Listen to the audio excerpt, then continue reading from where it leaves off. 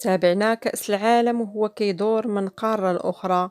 كانت الدول العربية حلمها أنه يتنظم عندها، وتحقق هذا الحلم ملي فازت قطر بتنظيم المونديال وتجمعوا نجوم كرة القدم تحت سمائها، على عكس كؤوس العالم السابقة اللي كانت الصحف كتنشر صور المشجعات الفاتنات. قطر قررت تغير الصورة وخلات الصحف كتنشر صور مختلفة تماما، مثل آيات من القرآن وأحاديث نبوية. فأول مرة كأس العالم بهوية عربية إسلامية من بعد ما حصلت قطر على استقلالها من بريطانيا في سنة 1971. وفي هذه الفترة القصيرة قدرت ترجع دولة حضارية ومن أهم الدول المنتجة للبترول، بحيث تطورات وازدهرت وولات من أهم وأغنى الدول في العالم، وقدرت تحصل على تنظيم أكبر بطولة اللي كيتابعها الملايين من قارات العالم، الشيء اللي ما عجبش العديد من الدول الأوروبية اللي كيدعيوا الحضارة والمدنية، وبداو كيشنوا حملات إعلامية قوية على قطر، وادعوا أنهم ما كيحترموش حقوق العمال فيها بسبب الحادثة اللي وقعت لبعض العمال ملي كانت كتبني الملاعب ديالها. في الحقيقة عمال كثيرين كيتمنوا يشتغلوا في قطر بسبب المزايا الكثيرة من الناحية المادية ومن ناحية الأمان وتعليمات السلامة. وبدات موجات الاحتجاج الغربي بحال اعتذار شاكيرا عن الغناء في افتتاح كأس العالم 2022، وقالت باللي السبب شخصي. وخرجوا لاعبين غربيين كينتقدوا من الأساس وجود كأس العالم في قطر، منهم لاعب ألماني فيليب لام ولاعب هولندي فان داي. وفي الأخير بانت الحقيقة ديالهم وتبين بلي هما كيساندوا المثليين، بحيث خرج واحد من اللاعبين الأستراليين المثليين وقال بلي هو خايف على راسو في البطولة. وكان على رأس المعترضين إنجلترا وألمانيا اللي قالوا بلي قطر ما كتحترمش حقوق الإنسان واللي كتمثل في حقوق المثليين، حيث قطر ما سمحاتش لهم بحمل رايتهم. وهنا كان رد قطر صادم لهم، اللي قالت لهم أن حقوق الإنسان محفوظة، ولكن قطر دولة عربية عندها تقاليد إسلامية لازم على الكل يلتزم بها ويحترمها. وهنا طلب وزير خارجية بريطانيا من المثليين عدم الاحتجاج والامتثال للقوانين.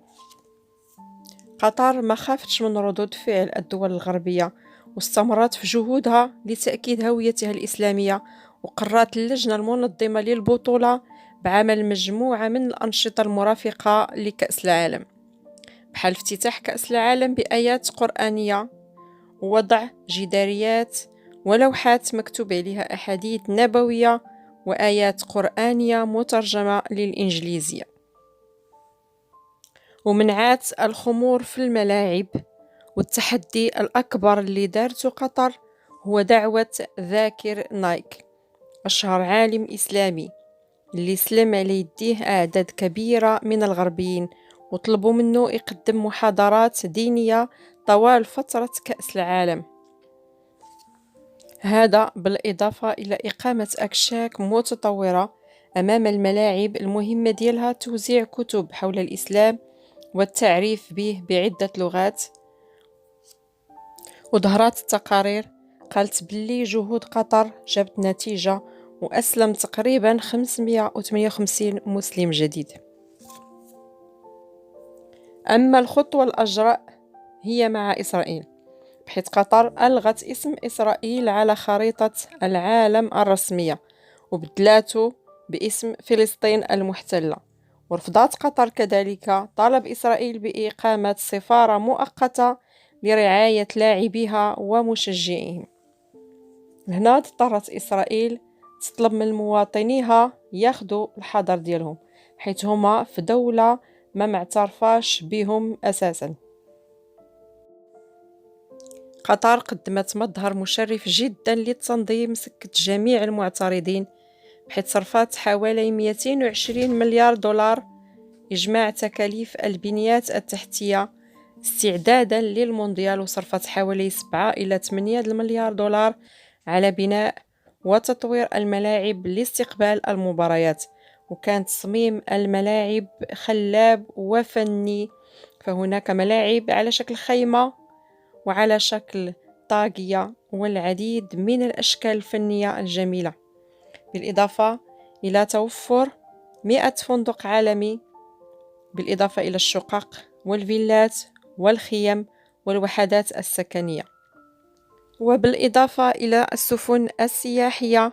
أما النقل والمواصلات فقطر شيدات شبكة مترو أنفاق، السرعة ديالها 100 كيلومتر في الساعة بقيمة 6 ملايين دولار.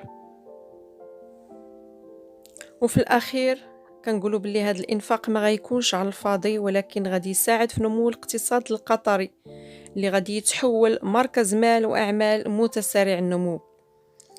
قطر استطاعت تنظم كأس العالم بجدارة وبكفاءة عالية بلا ما تنسى هويتها الإسلامية. هذا المجهود غادي يساعد في تحسين الصورة المغلوطة عن الإسلام والمسلمين، عكس العديد من الدول الإسلامية اللي تخلت على الإسلام لجلب السياحة والمصالح الاقتصادية.